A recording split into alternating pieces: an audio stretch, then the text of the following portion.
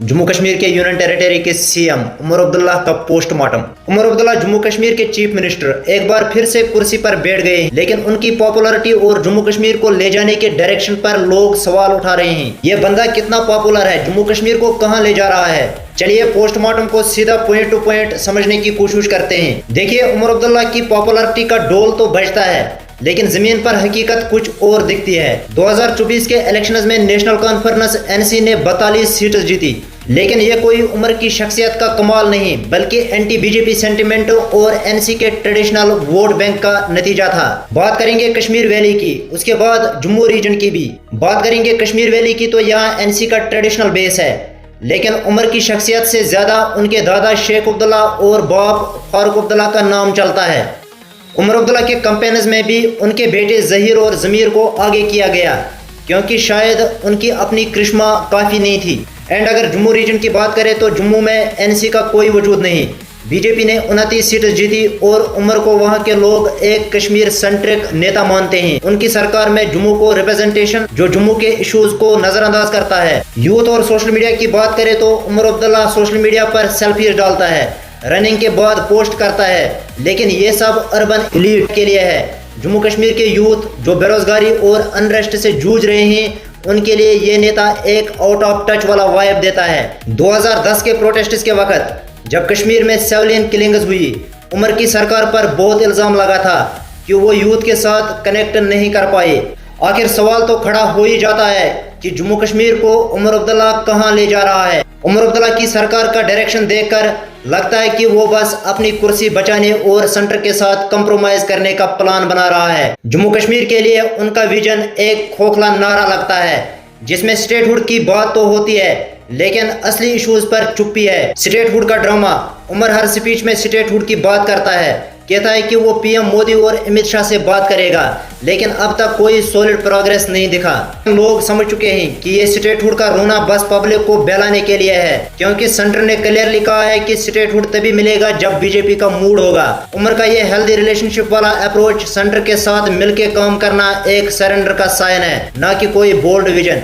यहाँ कितना रोना रोएंगे। डेवलपमेंट और जॉब्स की बात करें तो जम्मू कश्मीर में बेरोजगारी हद से ज्यादा है। 2009 से 2014 के टर्म में भी उनका डेवलपमेंट रिकॉर्ड एवरेज था।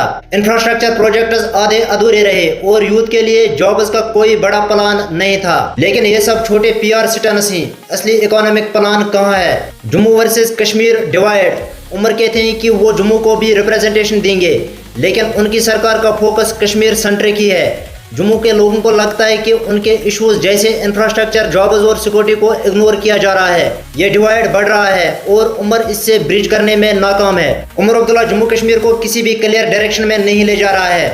ना तो वो स्टेटहुड के लिए सेंटर पर दबाव डाल रहा है, ना ही इकोनॉमिक ग्रोथ के लिए कोई बड़ा प्लान दिखा रहा है। उनका विजन बस अपनी सरकार चलाने और अपनी इमेज बढ़ाने तक सीमित है। जम्मू कश्मीर के लोगों के सपने और इशू उनके लिए सिर्फ इलेक्शंस के डायलॉग हैं। जम्मू कश्मीर के लिए क्या आवाज उठाएगा। उमर अब्दुल्ला के फैंस उमर अब्दुल्ला को एक बोल्ड लीडर बोलते हैं, लेकिन जम्मू कश्मीर के लिए वो क्या बड़ा कर रहा है, ये एक बड़ा सवाल है और जवाब में ज्यादातर निराशा ही मिलता है। आर्टिकल 370 और ऑटोनॉमी। आर्टिकल 370 के खात्मे के बाद उमर ने बहुत शोर मचाया, लेकिन जब बात सेंटर के साथ डील करने की आई तो वो चुप हो गया। क्या उमर 370 के मुद्दे को बस वोट बैंक के लिए इस्तेमाल करता है। 2019 में जब वो डिटेंशन में था, तब भी उनकी आवाज इतनी वीक थी कि लोगों ने उन्हें सीरियसली नहीं लिया।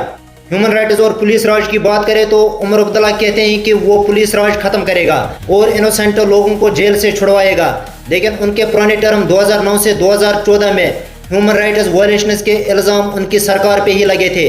2010 के प्रोटेस्ट के दौरान सिविलियन किलिंग्स के लिए उनकी सरकार को काफी ब्लेम मिला, लेकिन कोई सॉलिड एक्शन प्लान नहीं दिखाई देता।